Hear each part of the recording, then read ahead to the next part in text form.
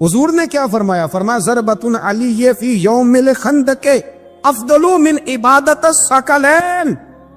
نبی پاک نے فرمایا علی کی تلوار کا ایک وار خندق کے میدان میں، ایک وار علی کی تلوار کا، فرمایا دو جہاں میں اگر سارے لوگ نفل عبادتیں کرے تو علی کو اللہ پھر بھی زیادہ درجہ عطا فرمائے گا۔ ساری دنیا کی عبادتوں سے زیادہ درجہ لے کے ایک تلوار چلا۔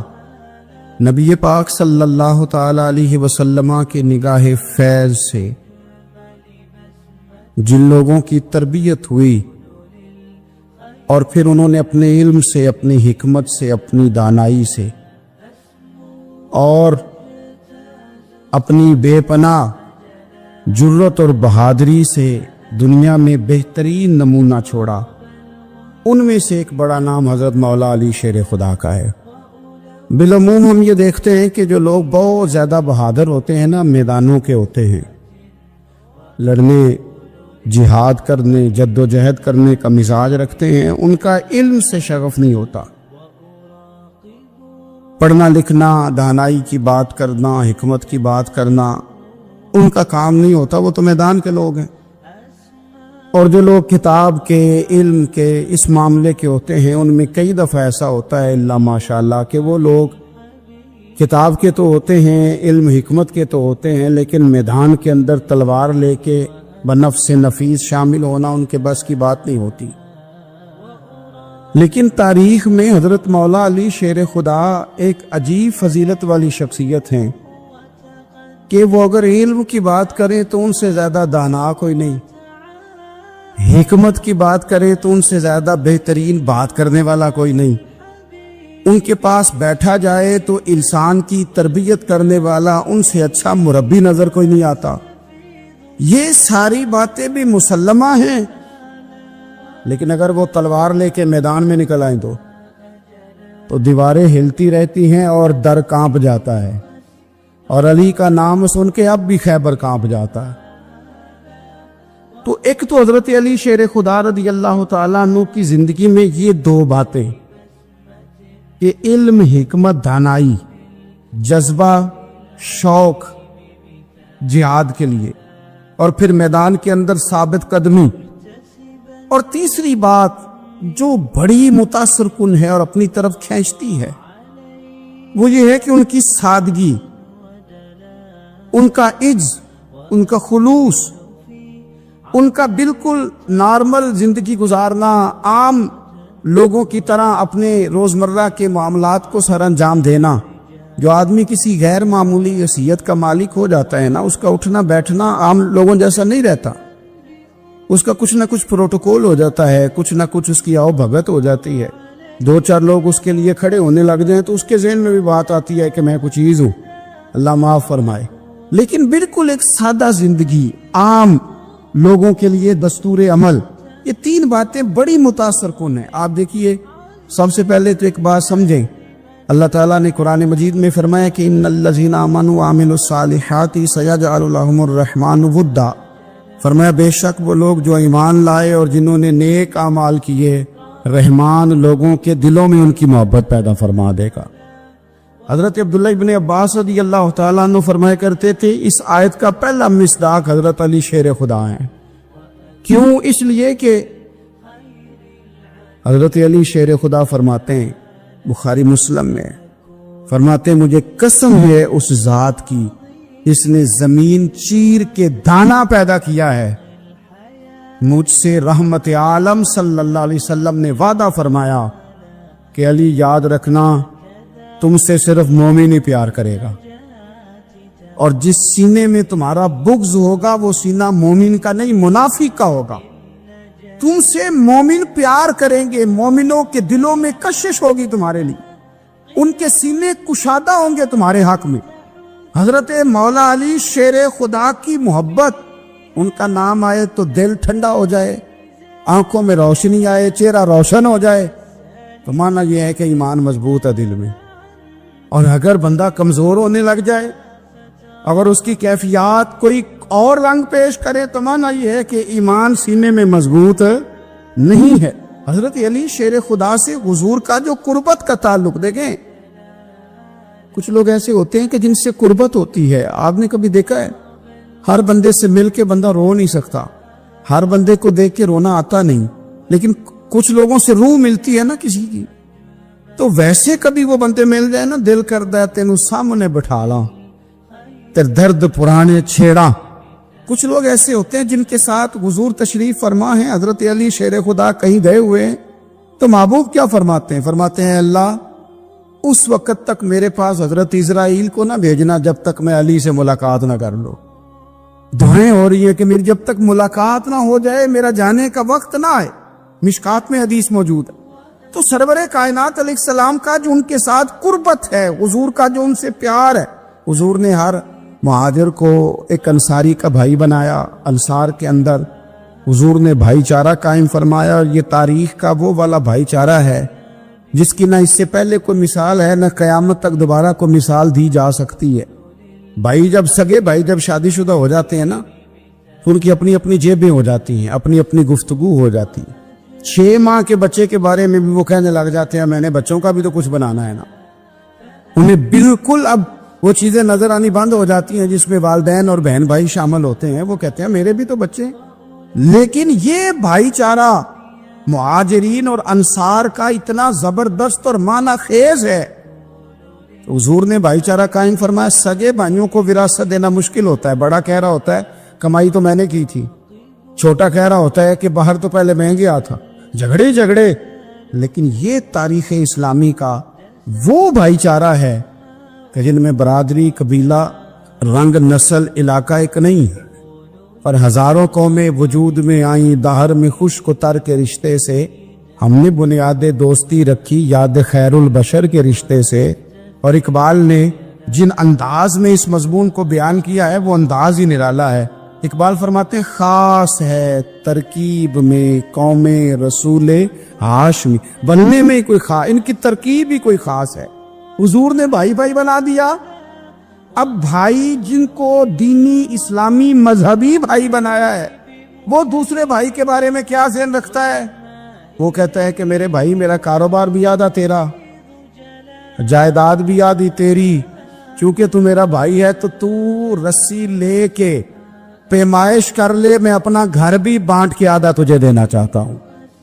جب اس قدر زیادہ لوگوں کی نظریاتی پختگی ہوئی اور لوگ اس قدر زیادہ مزاج رکھنے لگے, تو پھر ایک خاص قربت کا ماحول وہاں نظر آیا. پھر وہ جو مہاجر بن کے آئے تھے اور بہت زیادہ جن لوگوں نے جہاد کیا تھا, جد و جہد کی تھی, گھر بار چھوڑے تھے, پھر ان لوگوں کو زیادہ دشواری نہیں ہوئی, زیادہ آزمائش نہیں ہوئی دل لگانے میں اور مدینے میں رہنے میں. بڑی آسانی سے وہ لوگ وہاں رہنے لگے اور بڑی جلدی ان کا مدینے سے اور اہل مدینہ سے پیار بڑھ گیا. تو میرے عزیز بھائیو, حضور نے ہر انصاری اور مہاجر کو ایک دوسرے کا بھائی بنا دیا, سب کو بنا دیا. حضرت علی رہ گئے. اب یہ تو دونوں مہاجر ہیں, حضور بھی مکہ شریف سے آئے ہیں, حضرت علی بھی. بظاہر تو دونوں مہاجر ہیں, اگرچہ ساری زمین کے مالک رسول پاک ہیں. سب کو بھائی بھائی بنا دیا. تو اب ہر بندے کو بھائی مل رہا ہے, اور بھائی بڑے پیارے ہوتے ہیں. میں کئی دفعہ کہتا ہوں کہ بھائی بڑے پیارے ہوتے ہیں. کچھ قدورتیں دنیاوی طور پر معاذ اللہ دلوں میں آ جاتی ہیں, لیکن بھائی کا درد جو بھائی محسوس کر سکتا ہے وہ بھی دوسرے کو محسوس نہیں ہوتا. تو حضرت علی جب کسی کے بھائی نہیں بنائے گئے تو رو ہی پڑے. اتنے دلیر بندے تھے, پر بھائی کی ضرورت بندہ اتنی محسوس کرتا ہے, اس کو بھائی سے لگاؤ اتنا زیادہ ہوتا ہے کہ مولا علی رو پڑے. مشکات میں موجود, روئے. حضور نے فرمایا کیوں روتے ہو؟ عرض کی حضور آپ نے سب کو ایک دوسرے کا بھائی بنایا ہے, میں رہ ہی گیا ہوں, مجھے کسی کا بھائی نہیں بنایا. اب وہ آنسوؤں میں لپٹی ہوئی وہ بات حضرت علی نے عرض کی, تو محبوب نے فرمایا علی انت اخی فی الدنیا والآخرہ. فرمایا علی تو میرا بھائی ہے, اور نرا دنیا میں نہیں, تو دنیا اور آخرت میں میرا بھائی ہے. تو میرا بھائی ہے دنیا میں بھی اور آخرت میں. تو حضرت مولا علی شیر خدا کرم اللہ تعالی وجہہ الکریم کے جو فضائل ہیں, جو ان کے خصائص ہیں, ان کی جو فضیلت کی باتیں. ایک دن نا حضرت جبریل امین انسانی شکل میں مولا علی کے سامنے آ کے کھڑے ہو گئے. کون؟ حضرت جبرائیل علیہ السلام. حضرت جبریل امین کھڑے ہوئے انسانی شکل میں, تو کہنے لگے علی یہ بتائیے کہ جبریل اس وقت کہاں ہے؟ انسانی شکل میں مولا علی سے پوچھتے. حضرت مولا علی شیر خدا رضی اللہ تعالیٰ عنہ سے جب پوچھا نا کہ جبریل امین کہاں ہے اس وقت، تو حضرت علی نے پہلے اوپر دیکھا، پھر نیچے دیکھا، پھر دائیں دیکھا، پھر بائیں دیکھا، پھر آگے دیکھا، پھر پیچھے دیکھا، فرمانے لگے جناب نہ تو اس وقت حضرت جبریل مشرق میں ہے، نہ مغرب میں ہے، نہ شمال میں ہے، نہ جنوب میں ہے، نہ 7 زمینوں میں ہے، نہ آسمانوں میں ہے۔ فرمانے لگے بھئی زمینوں آسمانوں مشارق مغارب میں تو کوئی نہیں، تو یا آپ جبریل ہے یا میں جبریل ہوں، دونوں میں سے ایک ہے۔ تو حضرت جبریل امین مسکرائے، فرمانے لگے نہیں آپ تو علی ہیں، جبریل تو میں ہی ہے۔ حضرت سیدنا مولا علی شیر خدا فرماتے ہیں، امام سخاوی نے القول البدیع میں لکھا ہے، فرماتے ہیں کہ حضرت عمر کا زمانہ مبارکہ تھا، میرا بڑا ہی دل کر رہا تھا سرکار کی زیارت کر۔ حضور کے وصال کو کافی سال بیت گئے، دل بڑا پریشان تھا، میں درود شریف پڑھتا پڑھتا سو گیا۔ میں نے خواب دیکھی کہ اللہ کے محبوب فجر کی جماعت کرا رہے ہیں، چر ہویا مینوں ترلے لیندے ہاں، کدی موڑ میرے ول واگاں، جے خواب میری وچ ایک وار جے آویں میں ساری عمر نہ جاگاں۔ کہتے ہیں حضور نماز پڑھا رہے تھے فجر کی، 2 سورتیں سرکار نے پڑھی پر بڑا ہی مزہ آیا، بڑا ہی مزہ۔ کہتے ہیں نماز مکمل کر کے نا تو سرکار نے صحابہ کی طرف رخ نور کیا تو ایک صحابی کھجوروں کا ٹوکرا لے کے آئے، یا رسول اللہ تازی کھجوریں پکیاں قبول کرے۔ حضور نے ایک کھجور اٹھائی، صاف کی، کھائی، باقی ایک صحابہ کو بانٹی۔ حضرت علی کہتے ہیں 15-16 صحابہ کے بعد میرا بھی نمبر لگا، کھجور کھائی، کھجور کا نہیں دست مصطفیٰ کا بڑا مزہ تھا۔ کہتے ہیں بڑا ہی مزہ آیا، ابھی میں کھجور کھا ہی رہا تھا کہ مسجد نبی میں اذان ہو گئی۔ مولا علی فرماتے ہیں آنکھ کھل گئی، اٹھ میں گیا پر کھجور کا ذائقہ میرے منہ میں ابھی بھی موجود۔ اب اس پر پورا باب بند ہے شاہ عبدالحق الہ آبادی نے، وہ کہتے ہیں کہ حضور جس کو خواب میں کچھ چیز دیتے ہیں وہ حقیقت میں بھی اسے دیتے ہیں، وہ خواب میں نہیں ہوتی، وہ حقیقت میں ہوتی۔ پورا باب ہے، بہرحال عنوان پہ رہنا چاہتا ہوں۔ حضرت علی فرماتے میں اٹھا، وضو کیا، سنت پڑھی، بس سے چلا گیا، جا کے صف میں بیٹھ گیا۔ عمر فاروق آئے جماعت کرانے، کہتے عمر نے نماز شروع کی تو مجھے جھٹکا تب لگا جب عمر نے بھی وہی صورت شروع کر دی جو خواب میں سرکار نے پہلی رکعت میں پڑھی۔ میں سب کا اتفاق ہے، لیکن کہتے ہیں دوسرا جھٹکا جب لگا جب دوسری رکعت میں حضرت عمر نے وہ صورت پڑھی جو حضور نے خواب میں دوسری رکعت میں پڑھی تھی۔ کہتے ہیں میں اب بڑا پریشان ہوں کہ یہ بات کدھر کی کدھر جا رہی ہے۔ مولا علی شیر خدا فرماتے ہیں نماز مکمل ہوئی تو کھجوروں کا ٹوکرا بھی آ گیا۔ فرماتے ہیں اب تو میری حیرت کی حد نہ رہی، حضرت عمر نے کھجور اٹھائی، صاف کی، کھائی، دوسرے صحابی کو، تیسرے کو، چوتھے کو، 15-16 صحابہ کو ملی، مجھے بھی دی۔ کہتے ہیں کھجور کھائی، مزہ بڑا آیا۔ حضور سے تو دوسری مانگنے کو دل کرتا تھا پر مانگی نہیں تھی، ادب تھا۔ عمر سے تو جرانا تھا نا اپنا۔ ان کا رشک دیکھیں، آپس میں رشک دیکھیں، اسد نہیں رش۔ فرماتے ہیں جرانا تھا نا، تو میں نے عمر سے کہا یار ذرا ایک کھجور اور دینا نا ذرا ایک کھجور۔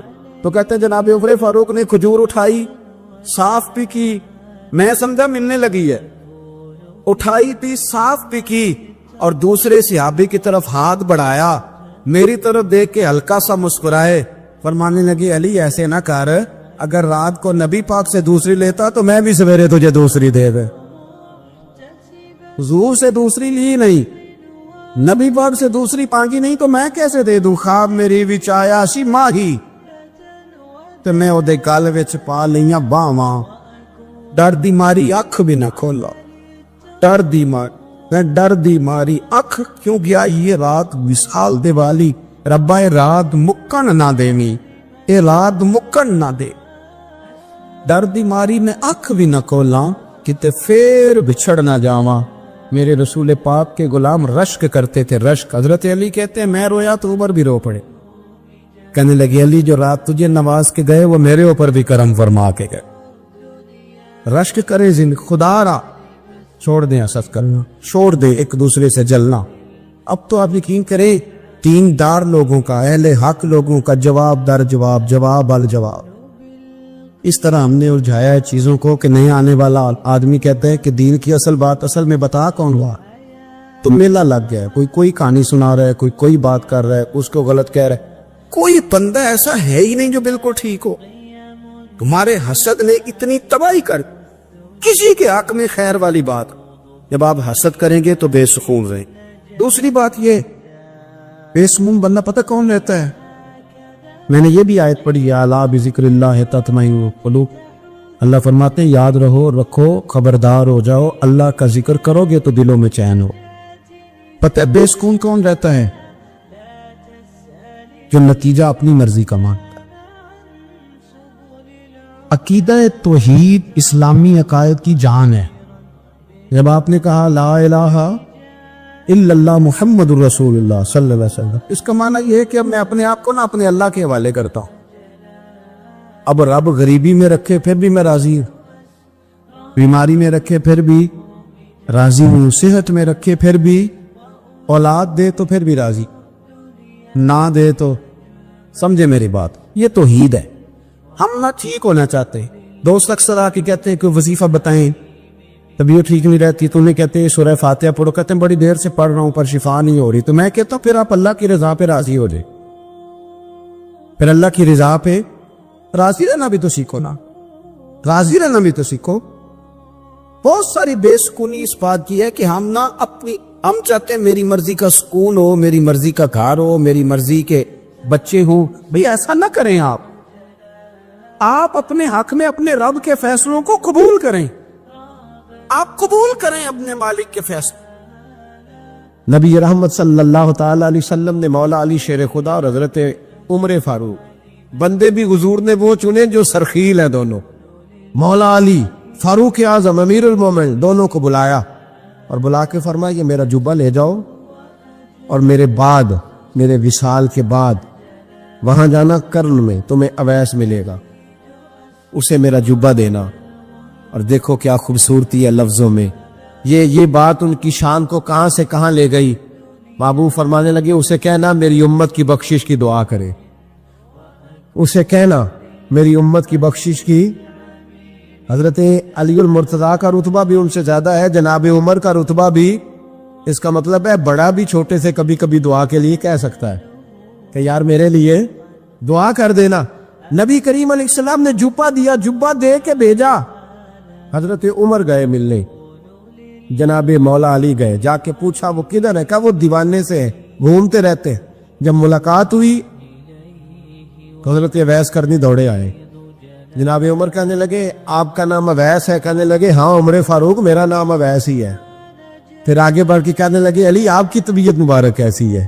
پھر وہ جبہ وصول کیا، کہا محبوب نے کہا تھا امت کے لیے دعا کرنا، تو حضرت اویس نے فوراً سر سجدے میں رکھ دیا۔ اور داتا صاحب حدیث لائے ہیں، محبوب فرمانے لگے اللہ تعالی بنو کلب کے قبیلے کی بکریوں کے بالوں کی تعداد کے مطابق اویس کرنی کی دعا کی برکت سے میری امت کو جنت میں داخل کرے۔ اتنا بڑا اعزاز، اتنا بڑا اعزاز۔ حضرت اویس کرنی رضی اللہ تعالیٰ انہوں نے دعا کی، پھر واپس لوٹے۔ یہ تو داتا صاحب کی بات ہے۔ اب اگلے جملے حضرت محدث بہاولپوری نے ایک ذکر اویس نام کی کتاب لکھی ہے، حضرت علامہ فیض احمد صاحب اویسی رحمۃ اللہ علیہ، انہوں نے لکھا ہے کہ حضرت عمر فاروق اور مولا علی جب مل رہے تھے نا، تو ایک تیسرے شخص نے کہا کہ اویس ان کی زیارت کر لو جنہوں نے حضور کی زیارت کی، ان کی زیارت کر لو، چلو آپ حضور کی زیارت نہیں کر سکے تو زیارت کر لو۔ تو حضرت اویس کرنی اٹھ کے قریب گئے تو جناب علی المرتضیٰ اور جناب عمر سے کہنے لگے حضور کی داڑھی مبارک میں کتنے بال سفید تھے؟ زیارت تو نہیں کی، داڑھی میں کتنے بال ہیں؟ انہوں نے یہ نہیں کہا ہمیں پتہ نہیں، کیونکہ سوال دوسرے کا تھا۔ ان دونوں کا سوال یہ نہیں کہا ہمیں پتہ نہیں، باقی کتابوں میں الفاظ اور ملتے ہیں، میں وہ والی بات بیان کر رہا ہوں جس میں ادب زیادہ پایا جاتا ہے۔ کہا کتنے بال سفید تھے؟ تو یہ نہیں فرمایا مولا علی اور جناب عمر نے کہ ہمیں پتہ نہیں، کہنے لگے ویس آج آپ ہی بتائیں گے کتنے سفید، آج آپ ہی بتائیں کتنے ہیں۔ تو حضرت سیدنا اویس کرنی کہنے لگے محبوب کی داڑھی مبارک میں 17 بال سفید تھے، 17 بال سفید تھے، یہ ان کی زیارت کا حال۔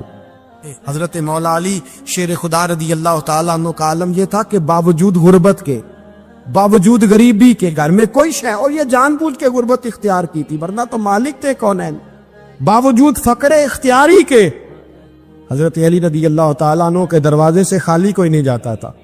ایک سائل مسجد میں مانگنے آ گیا. تو حضرت علی نماز پڑھ رہے تھے. ایک طرف حال یہ ہے کہ حضرت علی کو تیر لگ گیا ایک جنگ میں, 2-3 تیر لگ گئے. تو حکیم کہنے لگے حضرت آپ کو درخت کے ساتھ باندھیں گے پھر تیر نکالیں گے ورنہ تو آپ بڑا تڑپیں گے. حضرت علی فرمانے لگے ضرورت ہی کوئی نہیں, جب میں نماز کی نیت باندھوں تو نکال لینا, مجھے پتہ بھی نہیں چلے گا.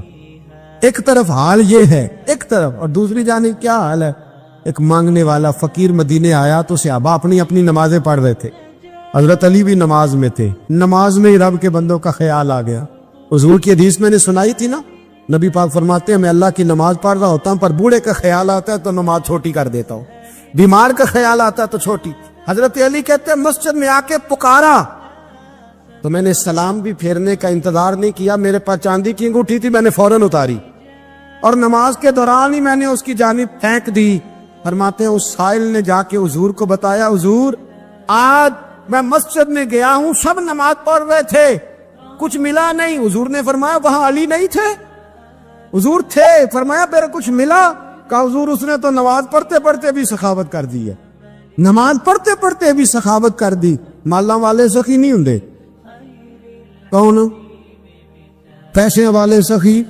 میں نہیں دیا کہا, میاں صاحب کہہ رہے ہیں مالاں والے سخی نہیں ہوندے. کہ سخیاں مال نہیں ہوندا, ایتھے اوتھے دعا جہان نہیں, سخی کلال نہیں ہوندا. نبی پاک نے فرمایا جس کی جیب میں پیسے ہیں وہ سخی نہیں ہوتا, جس کا دل بڑا ہے وہ سخی ہوتا ہے. حضرت علی شیر خدا گھر میں 3 دن کھانا نہیں پکتا, پر جو آتا ہے وہ جھولی بھر کے لے کے جاتا ہے, وہ جھولی بھر کے. بھائی زندگی اس کی ہے جس کی دین کے کام لگ گئی, ورنہ لوگ وقت ضائع کر کے چلے جاتے ہیں. پیسہ کمانا, دولت کمانا, رزق حلال کمانا عبادت ہے, پر اس کو دین ایمان بنا لینا حسن نہیں زندگی کا. لوگ اپنا آپ ضائع کر دیتے, اپنا آپ ضائع نہ کرو. شیر خدا کا محل کوئی نہیں تھا, پر لگتا ہے ساری کائنات شیر خدا کی جاگی ہے. حضرت علی رضی اللہ تعالیٰ عنہ کا بینک بیلنس نہیں تھا, لیکن آج اگر اللہ کسی کو نور بصیرت دے تو وہ اٹھ کے دیکھے کائنات میں جتنا کچھ بھی ہے, آج پورے عالم دنیا میں, عالم اسلام میں حضرت علی کا ہی ذکر ہو رہا. پوری دنیا حضرت علی کا. پھر اللہ نے فہم دیا, بصیرت دی, حضرت علی کو اللہ نے علم دیا. بہت بڑے عالم تھے حضرت علی, بہت بڑے. حضرت سیدنا عمر فاروق رضی اللہ تعالیٰ عنہ فرماتے ہیں اگر ہمارے درمیان علی نہ ہوتے ہم ہلاک ہو جاتے. جہاں کوئی مسئلہ بنتا شیر خدا اس مسئلے کو حل کرتے, بلکہ حضور نے فرمایا میں علم کا شہر ہوں, علی اس کا دروازہ ہے. حضرت جبریل امین علیہ السلام آئے انسانی شکل میں, حضرت علی کے سامنے کھڑے ہو کے کہنے لگے علی سنا ہے آپ شہر علم کے دروازے ہیں. حضرت علی کہنے لگے میں نے نہیں کہا, یہ تو میرے رسول نے کرم فرمایا ہے. کہنے لگے چلو بتاؤ جبریل اس وقت کہاں ہے؟ حضرت علی نے اوپر دیکھا, نیچے دیکھا, دائیں بائیں, آگے پیچھے دیکھا. فرمانے لگے نہ تو اس وقت 7 آسمانوں پہ ہے, نہ 7 زمینوں پہ ہے, نہ مشرق مغرب شمال اور جنوب میں ہے. فرمانے لگے یا تو جبریل ہے یا میں جبریل ہی, ایک ہے دونوں میں سے. تو حضرت جبریل کہنے لگے علی سچ کا ہے مصطفیٰ نے, تو واقعہ علم کا دروازہ ہے, تو علی ہے, جبریل تو میں ہی ہوں, میں ہی ہوں جبریل. یہ ان کے علم کی وسعت, یہ ان کی حکمت اور دانائی کی وسعت. یہ کہاں یہ جو فہم و فراست ہے نا میرے بھائی, یہ کتابیں پڑھنے سے زیادہ نہیں آتی, کتابیں رہنمائی کرتی. فہم و فراست پرہیزگاری سے آتی ہے. اللہ فرماتا ہے یا ایھا الذین آمنوا ان تتقوا اللہ یجعل لکم فرقان, اگر تم اللہ سے ڈرو گے تو اللہ تمہیں بصیرت کا نور عطا فرمائے, باطن کی آنکھیں دے دیتا ہے. جب بندہ اللہ امام مالک سے کسی نے کہا تھا حضور میرا حافظہ کمزور ہو گیا, تو فرمایا گناہ کرنے چھوڑ دے, علم اللہ کا نور ہے, گناہگاروں کو نہیں دیا جاتا. تیرے ذہن کے اندر جب وسوسے بسیں گے تو اللہ کا نور کیسے آئے گا؟ حضرت علی کی زندگی مشعل راہ ہے, اس کو اپنائے. حضرت علی کا سجدوں سے پیار ہے, سخاوتوں سے پیار ہے, عبادتوں سے پیار ہے, جہاد سے پیار ہے, ان کا مہمان نوازی سے پیار ہے, ان کا گرمی کے روزے سے پیار ہے, ان کا میدان سے پیار ہے. اپنے آپ کو ان لوگوں کی سیرت کا حامل بنائیں, نقوش قدم چلنے کی کوشش کریں. اسلام وارفتگی والا دین ہے, اسلام محبت والا دین ہے, ذوق والا دین ہے, شوق والا. میری ملت میں آج جو آدمی بڑا گناہگار ہوتا ہے نا, کلین شیف ہوتا ہے, بے نمازی ہوتا ہے, بڑا سخت ہوتا ہے, نوجوان بڑا کچھ کرتا ہے, یہ ان ساری غلطیوں کے باوجود بھی جب نبی پاک کا نام آتا ہے تو اس کے سینے میں جذبات ابھر جاتے ہیں، کیونکہ اسلام ایک ذوق کا نام ہے، ایک شوق کا نام ہے، ایک درد کا نام۔ جب رسول کریم صلی اللہ علیہ وسلم کی بات آتی ہے تو گرچہ وہ بڑا گناہگار ہے لیکن اس کے اندر حضور کی محبت موجود ہوتی، وہ چھلک آتی ہے، اس کا چہرہ کھل اٹھتا ہے کہ یہ رسول کریم کی بات ہو رہی صلی اللہ علیہ۔ تو اسلام ہمیں آداب سکھاتا ہے، نسبتوں کا ادب سکھاتا ہے، اسلام ہمیں اکرام سکھاتا ہے، اسلام ہمیں کہتا ہے کہ استاد کی اولاد کا بھی ادب کرو، اسلام ہمیں کہتا ہے کہ اپنے محسن کے بچوں کا بھی ادب کرو۔ اسلام یہ بتاتا ہے۔ ہمارے ہاں خشکی ہوتی جا رہی ہے، بزرگوں نے لکھا ہے کہ 3 قسم کے لوگ کسی کے مرید نہیں ہوتے۔ ایک چودھری صاحب جو ہوتے ہیں وہ بھی کسی کے عقیدت مند ہو سکتے ہیں، ان کے اپنے بڑے مرید ہوتے ہیں۔ تو اسی طرح جو آدمی پڑھ لکھ جائے اس کا بھی کوئی پیر، کوئی مرشد ہے، کیونکہ وہ خود سب سے زیادہ پڑھا لکھا ہے۔ اور تیسرا جو آدمی مالدار ہو، شیخ صاحب ہو، اس کا بھی کوئی رہنما، مقتدا، کیونکہ وہ کیسے جھکے گا کسی کے آگے، سلوٹ کیسے کرے گا۔ چند لوگ ایسے ہیں معاشرے میں جو دور ہو جاتے ہیں کیف سے، سرور سے، وہ نہیں سمجھتے کہ ادب ادا کس چیز کا نام ہے۔ لوگوں نے سمجھا اسلام میں خشک مذہب ہے۔ پڑھیے قرآن پاک کا 15واں سپارہ آخر سے 16واں شروع سے۔ حضرت خضر علیہ السلام گئے، ایک دیوار گر رہی تھی، اللہ کے رسول نے محنت کر کے جو کام مزدور کرتا ہے وہ کام پیغمبروں نے کیا۔ حضرت موسیٰ اور جناب خضر نے دیوار سیدھی کی، اور جس بستی کی دیوار سیدھی کر رہے ہیں انہوں نے پانی بھی نہیں پلایا، کھانا بھی نہیں پوچھا، لیکن حضرت سیدنا خضر علیہ السلام نے دیوار سیدھی کر دی، محنت کی، کوشش کی، پسینہ بھی آیا، تھکاوٹ بھی۔ حضرت موسیٰ علیہ السلام فرمانے لگے خضر سمجھ نہیں آئی، یہ تو اتنے خشک لوگ ہیں، پانی تک نہیں پلایا، اور آپ نے اتنی محنت کر کے دیوار سیدھی کی، تو پڑھ لینا آپ قرآن پاک۔ حضرت جناب خضر علیہ السلام کہنے لگے کہ یہ اصل میں نا ان کے لیے نہیں کیا، یہ کسی نیک کی نسبت ہے، اس دیوار کے نیچے خزانہ ہے، دیوار گر جاتی خزانہ ظاہر ہو جاتا، خزانہ یتیم بچوں کا ہے۔ اور یہ قرآن مجید نے فرمایا وَكَانَ أَبُوهُمَا صَالِحًا، اور فرمایا یہ اس لیے ان بچوں کا خزانہ بچایا ہے کہ ان کا باپ بڑا نیک آدمی تھا۔ قاضی ثناء اللہ صاحب پانی پتی تفسیر مظہری میں لکھتے ہیں کہ وہ ڈائریکٹ باپ نہیں تھا، دادا نہیں تھا، پردادا نہیں تھا، بلکہ 7ویں پشت میں جا کے ان کا باپ بنتا تھا۔ تو رب نے فرمایا ایک بندہ نیک ہو تو میں نیچے 7 پشتوں پہ فضل فرمایا کرتا ہوں۔ اگر ایک بندہ نیک ہو اور 7ویں نسل میں جو اس کی اولاد ہو، اس کے خزانے کی حفاظت کے لیے اللہ نبیوں کی ڈیوٹی لگاتا ہے، تو بتائیے پھر میرے نبی کی اولاد کی کیا شان ہو، پھر اہل بیت نبوت کا کیا مقام ہو، پھر رسول اللہ کے خاندان کا کیا مرتبہ ہو۔ ہم لوگ سمجھتے ہیں کہ بھئی مفت میں سلوٹ کیوں کریں جی، پیار کیا ہوتا ہے، ادب کیا ہوتا ہے۔ پہلی بات یہ ہے کہ ادب ہی ہوتا ہے۔ اماں انگوٹھا چھاپ ہے، بالکل ان پڑھ ہے، ناظرہ قرآن مجید بھی نہیں پڑھنا آتا، بیگم صاحبہ نے MA B.Ed اس کے بعد MPhil میں داخلہ لیا ہوا ہے، ادب کس کا کرنا ہے، بیگم کا کہ اماں کا؟ اماں تو ان پڑھ ہے، بیوی پڑھی لکھی ہے، صرف MA کیا ہوا ہے، B.Ed بھی کیا ہوا ہے، MPhil کر رہی ہے، اماں کا کیوں ادب کرنا ہے؟ اس لیے کہ اماں کا ادب اللہ رسول نے بتایا۔ اماں کا ادب ہو سکتا ہے بیوی بڑی اچھی قاریہ ہو، عمدہ قرآن پڑھتی ہو، حافظہ ہو، عالمہ ہو، اماں کو ناظرہ بھی نہ پڑھنا ہے، پر جنت پھر بھی ماں کے قدموں کے نیچے ہی ہے۔ یہ سمجھ لیں ادب والے کا ادب۔ امام راضی نے ایک بات لکھی ہے، وہ کہتے ہیں جو قاضی ہوتا ہے نا، قاضی جج، اس کے آداب لکھے ہیں امام راضی۔ فرماتے ہیں اگر جج کے پاس مقدمہ آ جائے نا باپ اور بیٹے کا آپس میں جھگڑا ہے، اسے پتہ چل جائے کہ باپ سچا ہے بیٹا جھوٹا ہے، تو 100 دفعہ کہہ دے کہ باپ سچا ہے بیٹا جھوٹا ہے، باپ سچا ہے بیٹا جھوٹا ہے، باپ سچا ہے بیٹا جھوٹا ہے۔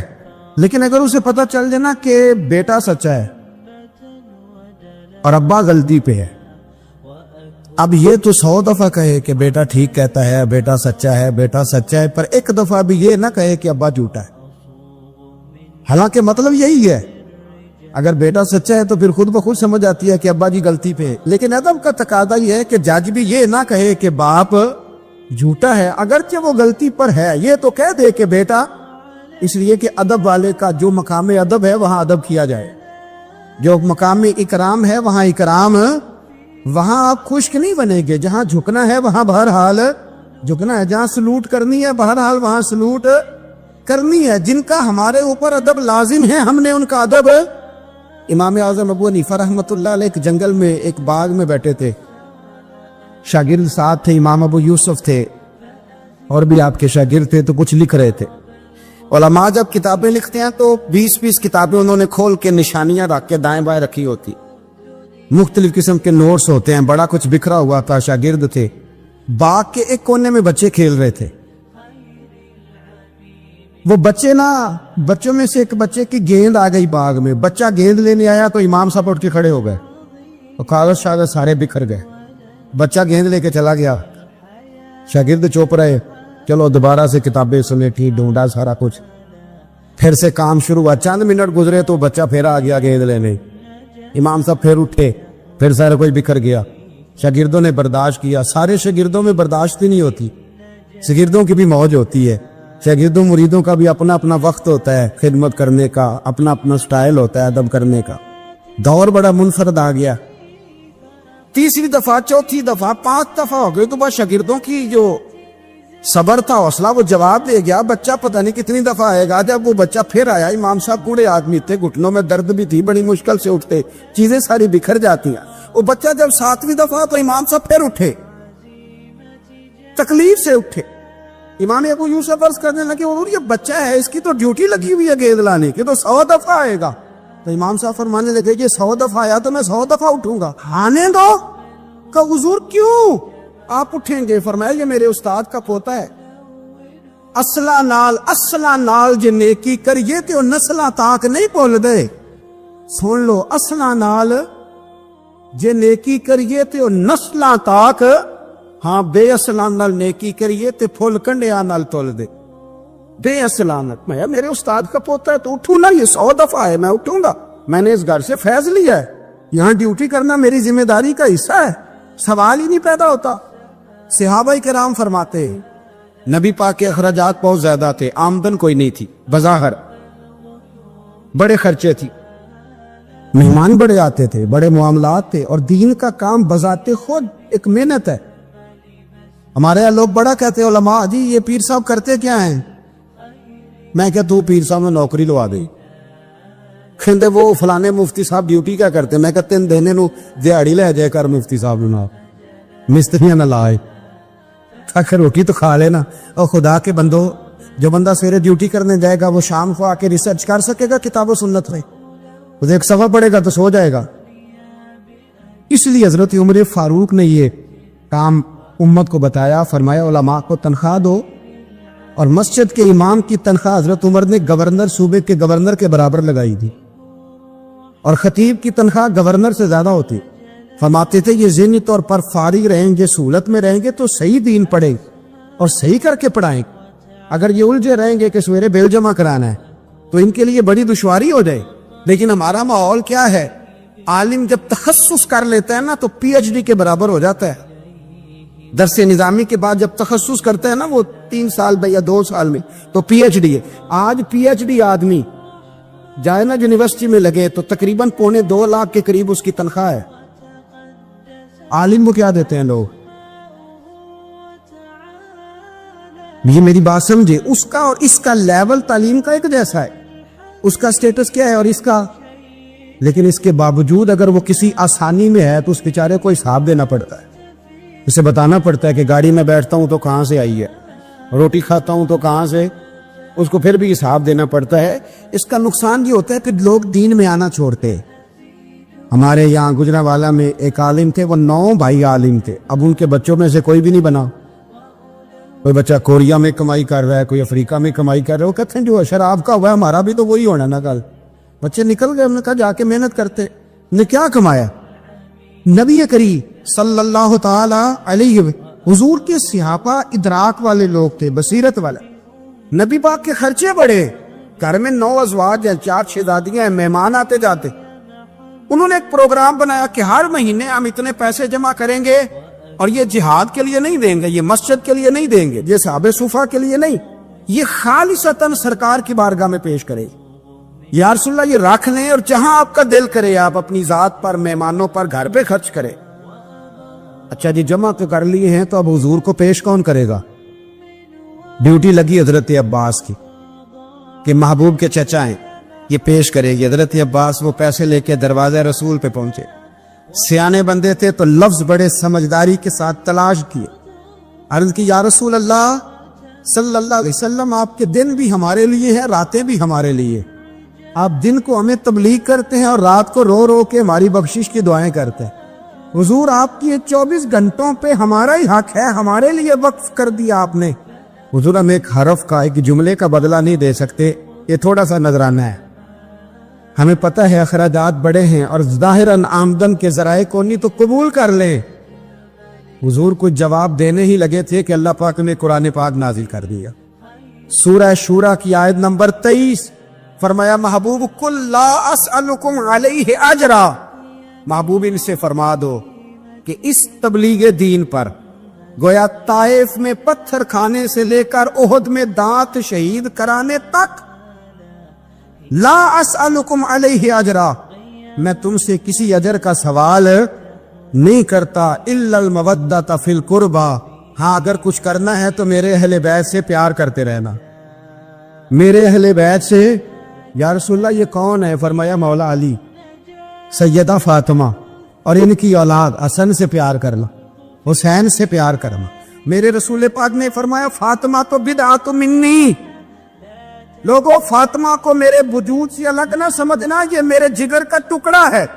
اور حضور فرمانے لگے جس نے فاطمہ کو راضی کیا اس نے محمد عربی کو راضی کر لیا، میں اس سے راضی ہوں جس نے میری بیٹی کو راضی کیا، اور فرمایا جس نے اسے ناراض کیا، اللہ کرے یہ چھوٹی بات نہیں بڑی بات کر رہا ہوں، فرماتے ہیں جس نے اسے راضی کیا اس نے مصطفیٰ کو راضی کر لیا، اور فرمایا جس نے مجھے راضی کیا اس نے اللہ کو راضی کر لیا۔ اور حضور فرمانے لگے النظر الی وجہ علی عبادہ، علی کو تو دیکھتے رہو گے تو رب کی عبادت کا ثواب ملتا رہے گا۔ کچھ لوگ پریشان تھے کہ حضور سارے تو نہیں نہ دیکھ سکیں گے مولا علی کو، حضور نے اس کا بھی جواب دیا، فرمایا ذکر علی عبادہ، تو بس علی علی کہتا رہے تجھے رب کی عبادت کا ثواب ملتا رہے گا۔ علی کا ذکر بھی عبادت، اس خاندان کے ساتھ پیار کرنا۔ میرے اعلیٰ حضرت فاضل بریلوی رحمت اللہ علیہ سے کسی نے پوچھا سید کو زکوٰۃ دے لیں؟ اس کا سادہ سا جواب تھا نہیں لگتی، بات ختم ہو جاتی، پر اعلیٰ حضرت نے ایک پورا صفحہ لکھا، بلکہ 1.5 صفحہ ہے، فتاوی رضویہ کی 8ویں جلد میں، حضور زکوٰۃ دے لیں؟ تو اعلیٰ حضرت نے دلائل لکھے کہ سید کو زکوٰۃ نہیں لگتی، پھر آخر میں کہنے لگے جن کے نانا کا صدقہ کھاتے ہو انہیں زکوٰۃ دینی ہے؟ آپ فرمانے لگے تو نبی پاک کے مبارک بچوں پر اپنا مال خرچ کر، یہاں بھی اجر ملے گا وہاں بھی اجر ملے گا۔ اور پھر اعلیٰ حضرت نے حدیث لکھی ہے کنز المال کے حوالے سے، کمال کرتے ہیں جب آپ اس طرف آتے ہیں نا، خدمت سادات کا پورا باب بیان کیا، فرمانے لگے رسول کریم علیہ السلام نے فرمایا جس نے عبد المطلب کی اولاد کے ساتھ نیکی کی، بات ہی ختم کر دی۔ عبد المطلب کی اولاد میں حضرت عباس کا خاندان بھی شامل، عبد المطلب کی اولاد میں حضرت جعفر طیار کا خاندان بھی شامل، حضرت سیدنا میر حمزہ کے بچے بھی شامل۔ حضور فرمانے لگے جس نے عبد المطلب کی اولاد کے ساتھ نیکی کی، قیامت کے دن مجھ پر لازم ہے کہ جب وہ مجھ سے ملے گا تو میں اسے صلہ دوں گا، میں اسے۔ اعلیٰ حضرت یہ حدیث لکھ کے کہتے ہیں ہمیں صلے کی ضرورت ہی نہیں ہے، جو نبی پاک نے کہہ دیا نا جب وہ مجھ سے ملے گا تو مصطفیٰ سے ملنا ہی سب سے بڑا صلہ ہے، یہی سب سے بڑا صلہ ہے۔ بیدم شاہ بارسی کہنے لگے عدم سے لائی ہے ہستی میں آرزو رسول، عدم سے لائی ہے ہستی میں آرزو رسول، یہ کہاں کہاں لیے پھرتی ہے جستجو رسول، ہمیں عدم سے لائی ہے ہستی میں آرزو رسول، اور کہاں کہاں لیے پھرتی ہے جستجو رسول۔ عجب تماشا ہو میدان حشر میں بیدم کہ سب ہوں پیش خدا اور میں روبرو رسول، سب ہوں پیش خدا اور میں روبرو رسول۔ میں حضور کے سامنے، تو محبوب فرمانے لگے جب وہ ملے گا نا تو اجر میں دوں گا۔ تو پتہ یہ چلا خدمت سادات، ان سے پیار کرنا، اہل بیت نبوت سے ان کی شان کو سمجھی۔ ایک بہت بڑی خوبی حضرت عثمان غنی کی جس کو نبی پاک نے بڑا چاہا، وہ تھا حضرت عثمان غنی کا سخی ہونا۔ حضرت عثمان غنی رضی اللہ تعالیٰ عنہ فرماتے ہیں کہ جس دن حضور نے تبوک کے لیے جیش اسرا کے لیے اعلان کیا نا، تو حضرت عثمان غنی فرماتے ہیں کہ حضرت ابو بکر صدیق تو سارا مال لے آئے تھے، جناب عمر آدھا لے آئے تھے، مولا علی شیر خدا نے جی کھول کے دیا تھا، لیکن 800 گھوڑے بما پالان کی ضرورت تھی، یعنی 800 فوجیوں کا خرچہ۔ اپنے لفظوں میں بات کر رہا ہوں، فوجی کا خرچہ کیا ہوتا تھا کہ فوجی کا گھوڑا بھی چاہیے، گھوڑے کے ساتھ کجاوا بھی چاہیے، تلوار بھی چاہیے، نیزہ بھی چاہیے، تیر بھی چاہیے، لوہے کی جیکٹ بھی چاہیے۔ حضرت عثمان غنی کہتے ہیں نبی پاک نے اعلان کرنا شروع کیا، ایک دفعہ اعلان کیا تو میں نے کہا حضور 200 فوجی کا خرچہ میرا۔ نبی پاک نے دوسری دفعہ اعلان کیا تو کوئی اٹھا ہی نہیں، جنہوں نے دینا تھا وہ تو سارا کچھ پہلے دے چکے تھے، کوئی اٹھا نہیں۔ کہتے مجھے بڑا عجیب لگا کہ میرے مصطفیٰ اعلان کریں۔ حضرت عثمان غنی فرماتے ہیں، شاہ ولی اللہ صاحب نے ازالت الخفا میں لکھا ہے کہ یوں پکڑ کے کہتے ہیں میں نے اپنا نا گریبان پکڑ لیا، عثمان تیرے نبی کو اعلان کرنا پڑ رہا؟ کہتے 1000 فوجی کا خرچہ چاہیے تھا، 1000 کا۔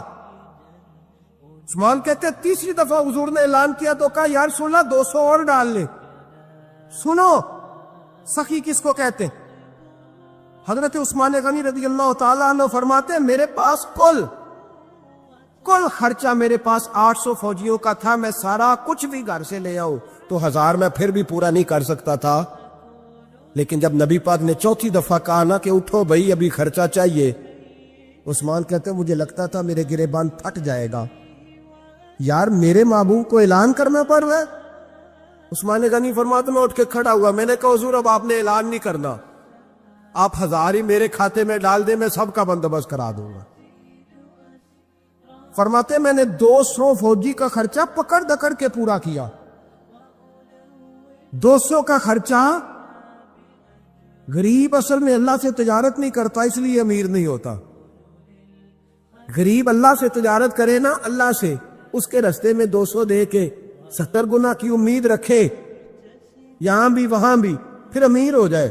یہ تجارت نہیں کرتا، یہ کہتا ہے اللہ کے رستے میں امیر خرچ کریں گے، میری نہیں ڈیوٹی۔ حضرت عثمان غنی کہتے میرے پاس 800 کا بندوبست تھا، میں نے 1000 کا دیا۔ حضور تشریف لے گئے، فرماتے ہیں جہاد سے جب واپسی ہوئی نا، ایک ایسا سودا تھا جس میں سے مجھے نفع کی امید ہی نہیں تھی، پر اللہ نے مجھے 11 گنا نفع عطا فرمایا۔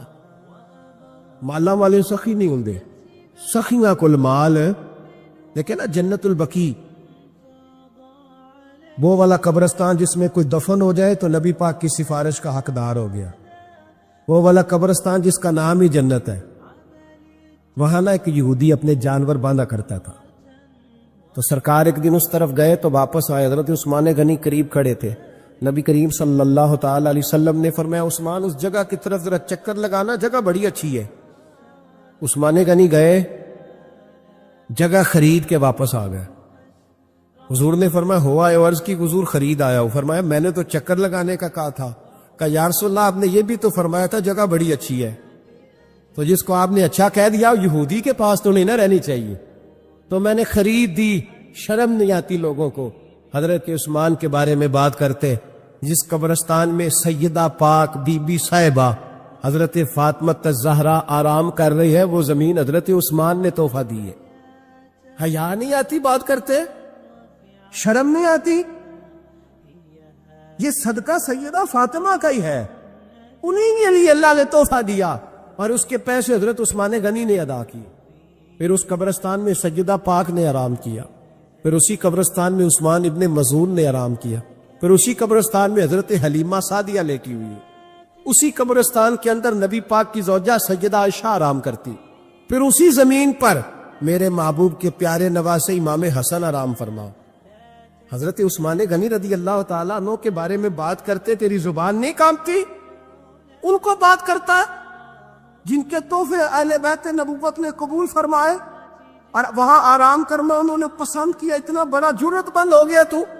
حضرت سیدنا عثمان غنی رضی اللہ تعالیٰ عنہ، سخاوت کی تو کمال کر دیا حضرت عثمان غنی، اور پھر ضرورت سے زیادہ پیسے دے کے. کوئی کنویں کی بات بڑی معروف ہے، میں نے بس اشارہ کرنا ہے. نبی پاک نے بھی اعلان کیا تو بڑا ہی اعلان کر دیا، فرمایا وہ میٹھے پانی کا کنواں ہے، قبضہ یہودی کا ہے. جو بندہ خرید کر وقف کرے گا نا اسے کیا ملے گا؟ تو حضور نے فرمایا میری جیب میں جنت کی ٹکٹ ہے، میں اسے جنت دے دینی. یہ ہے عرض جنت، یہ طیبہ کی زمین ہے، جنت بھی یہی، مال کے جنت بھی یہی ہے، جنت لے لے مجھ سے، لے لے. حضرت عثمان غنی گئے، اس کو کہا بھائی کنواں میرے ہاتھ بیچ دے. کنویں کی قیمت تھی 500-700 دینار. تو حضرت عثمان نے 500-600 دینار کل کنویں کی قیمت تھی. جناب عثمان غنی گئے، یہودی کو پتا تھا کہ یہ خریدنا چاہتے ہیں. فرمایا یار یہ کنواں بیچ دو. کہنے لگا نہیں بیچنا. فرمایا قیمت منہ مانگی. کہنے لگا قیمت میری مرضی کی. کہا تمہاری مرضی کی، اپنی اپنی اوقات ہوتی ہے نا قیمت لگانے کی. تمہاری مرضی کی. کہنے لگا میری شرط ہے، میں ایک دن کے لیے کنواں دوں گا، ایک دن میں ایک دن آپ. فرمایا یہ بھی منظور ہے. کتنے پیسے؟ اس نے کہا میں 3000 دینار لوں گا، 500-600 کا ہے. حضرت عثمان غنی فرمانے لگے تو نے اپنی اوقات کے مطابق 3000 مانگا ہے، میں 40,000 لے کے آیا تھا. اپنی اوقات کے مطابق مانگا. 40,000 دینار میری جیب میں. یہودی کہنے لگا عثمان تو تاجر ہے، اور عام تاجر نہیں، عالمی سطح کا تاجر ہے. لوگ تیری تجارت کی مثالیں عرب میں دیتے ہیں، پر 500-600 کا کنوار 40,000. فرمانے لگے مسئلہ کنویں کا نہیں، مسئلہ مصطفیٰ کے فرمان کا ہے. وہ جو حضور کا فرمان پورا کرنا ہے نا، اس کے لیے 40,000 تھوڑے ہیں. میرے پاس تھے ہی اتنے جو لے کے آیا ہوں. حضرت عثمان نے پیسے چکائے. اس نے کہا ایک دن پانی ملے گا. فرمایا منظور ہے. وہ ایک دن بیچا کرتا تھا پانی. حضرت عثمان نے اعلان کر دیا جو میرا دل ہے نا فری پیو، اپنے بھی پیو، بیگانے کا اعلان کوئی نہیں کرنا، میرا کوئی پروگرام نہیں. آپ مطلب ہلکا ہلکا ایسے ایسے دیکھیں گے، سوچیں گے، غور کریں گے. او بھائی پیسہ بھی بانٹنے سے آپ چلو بولو تو صحیح نا، اس پر بھی آپ حامی تو بھرے نا، سچی بات کر تو لینی چاہیے نا. چلے عمر آپ 2 سال کے بعد کر لینا، 6 سال کے بعد کر لینا، پر ہاں نہ تو صحیح کرے نا. پیسہ بھی ہمیشہ بانٹنے سے. ملا رومی رحمت اللہ علیہ فرماتے ہیں کنویں سے سادہ پانی نکل جائے تو تازہ آ جاتا ہے، اور اگر پانی کنویں کے اندر رہے سارا ختم نہ ہو تو باسی ہو جاتا ہے. اس لیے فرمایا کرتے تھے میں اس کنویں سے پانی پیتا ہوں جس پہ رش زیادہ ہوتا ہے، اس لیے کہ وہاں سے پانی ختم ہوتا ہے تو تازہ آتا رہتا ہے. فرماتے تو اللہ کے رستے میں سارا خرچ کر دے، اللہ تازے عطا کر دے گا اور پہلے سے زیادہ عطا کر دے. میرا آپ کا مسئلہ یہ ہے کہ تجارت بندوں کے ساتھ ہے.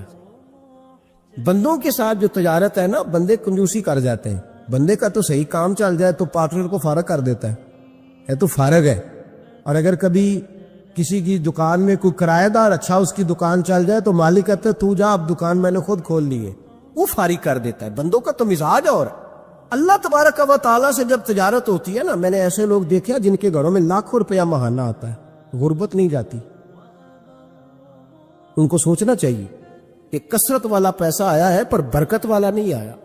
حضرت عثمان غنی رضی اللہ تعالیٰ عنہ فرماتے ہیں کہ میں نے پہلے بھی میں بڑا تاجر تھا، لیکن جب سے مصطفیٰ کے نام پر خرچ کرنا شروع کیا، پھر کہاں کہاں سے آیا کب. اور بڑی سیانی بات فرماتے ہیں. آپ فرماتے ہیں میں کلمہ پڑھنے سے پہلے تجارت کو وقت زیادہ دیتا تھا، اور مسلمان ہونے کے بعد میں نے تجارت کو ٹائم تھوڑا دیا ہے، پر اللہ نے روزی مجھے زیادہ عطا فرمائی.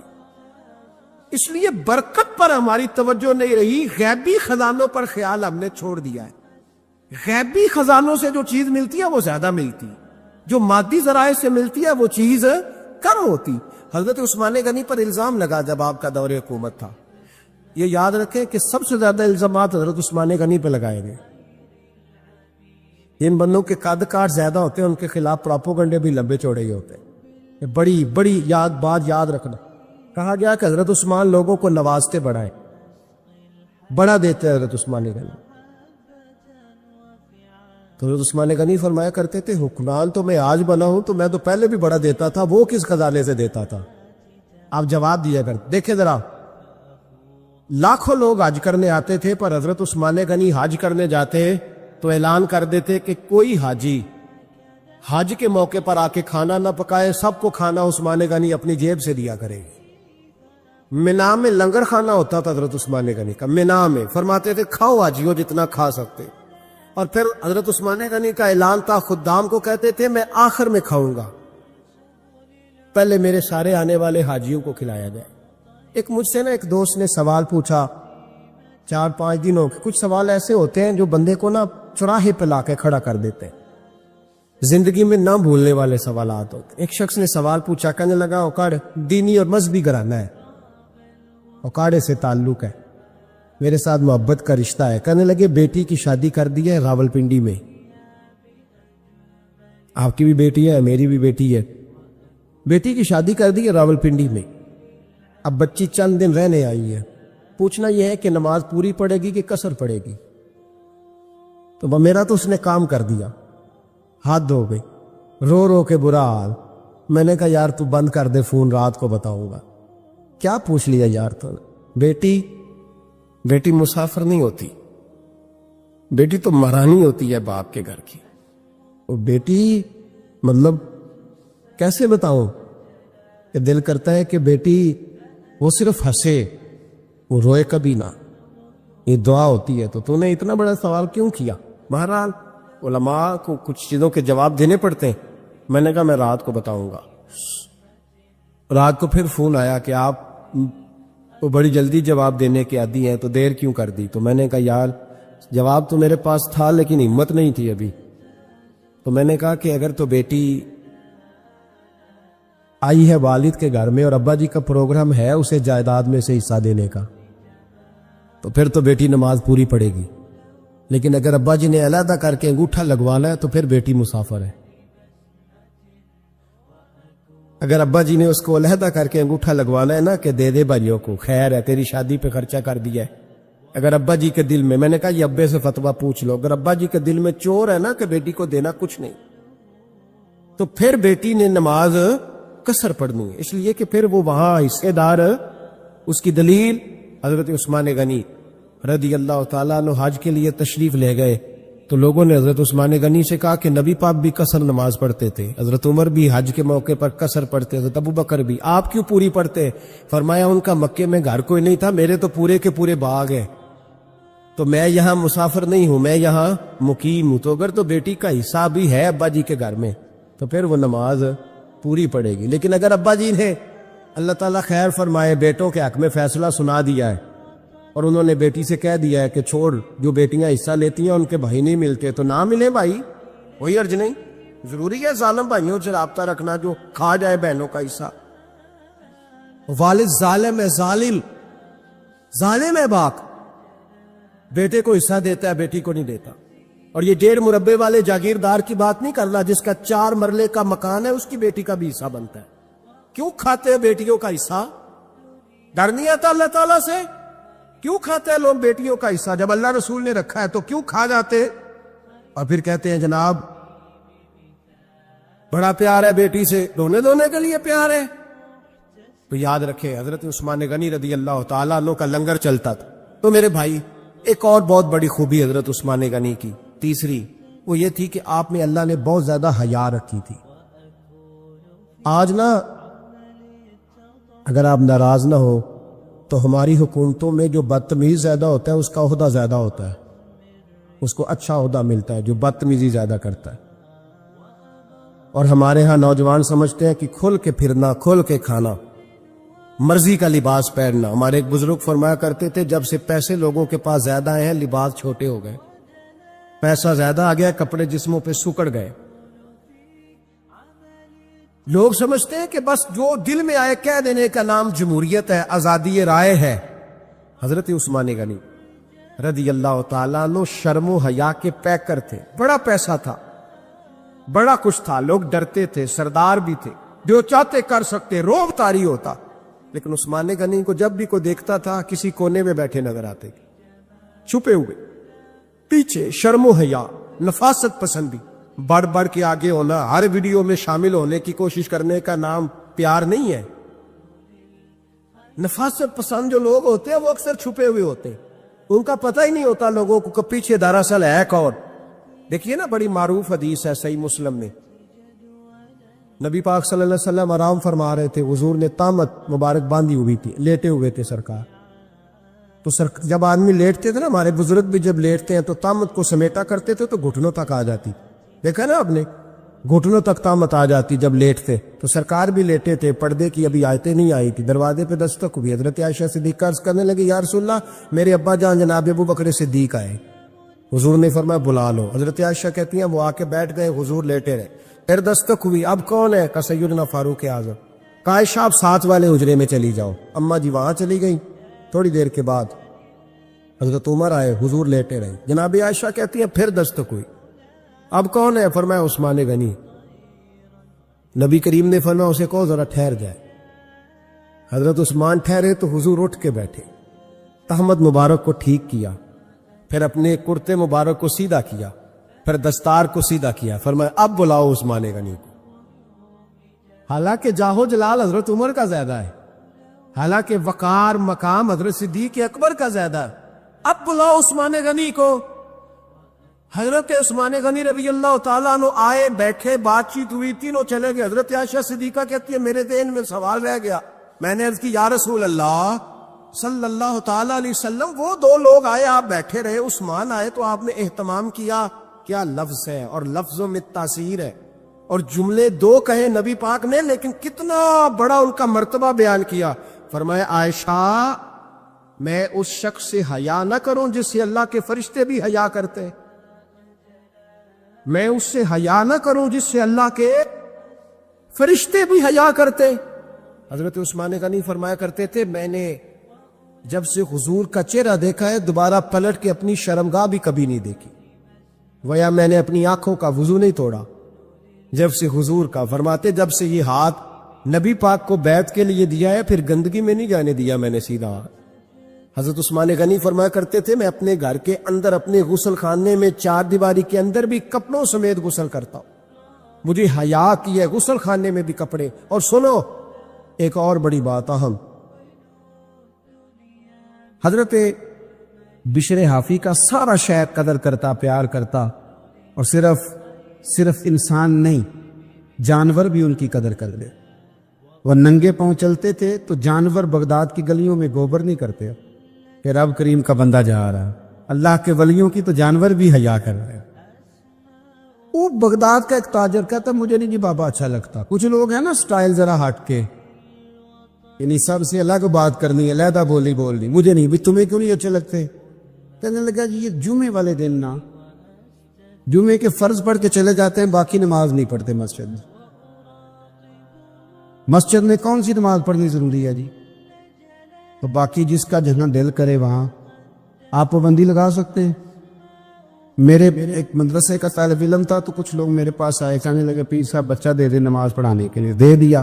پھر شکایت آ گئی، کہنے لگے عصر کی پہلی 4 سنتیں نہیں پڑھتا اور عشاء کی پہلی 4 سنتیں نہیں پڑھتا.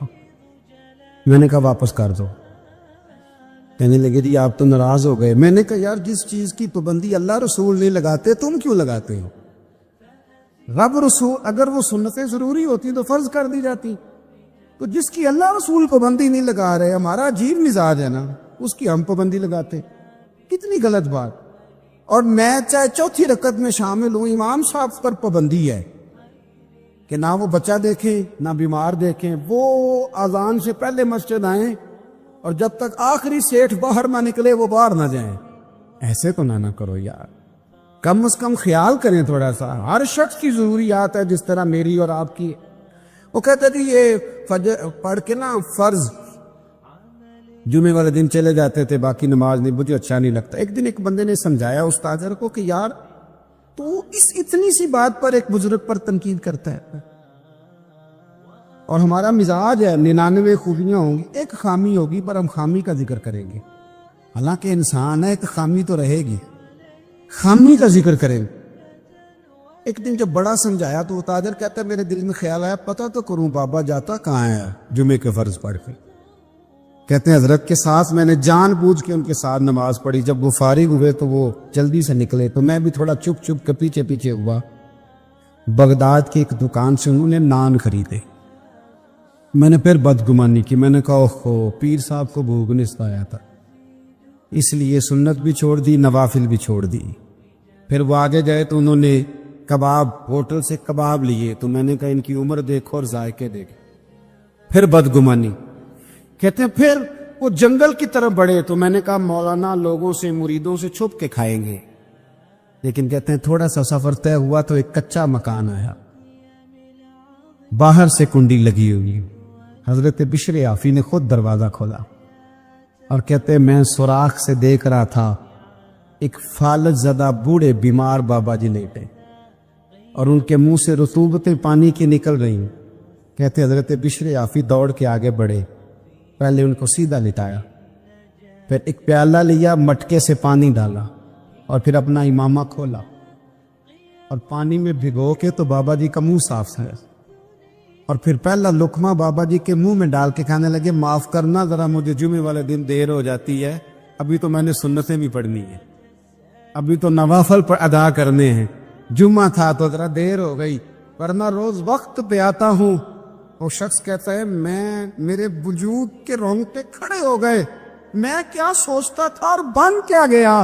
اور فرماتا پھر وہ بیمار بزرگ وہ بولے اور کہنے لگے بشر عافی میرے تو اپنے بھی مجھے چھوڑ گئے اور 14 سال ہو گئے ہیں تو میری 2 وقت کی روٹی لے کے آتا ہے، میں پتہ نہیں زندہ لاش کب تک بنا رہوں گا، تو کب تک آئے گا؟ خدا کے بندے تو ہیں ہزاروں اور بنوں میں پھرتے ہیں مارے مارے، میں اس کا بندہ بنوں گا جس کو خدا کے بندوں سے پیار ہوگا۔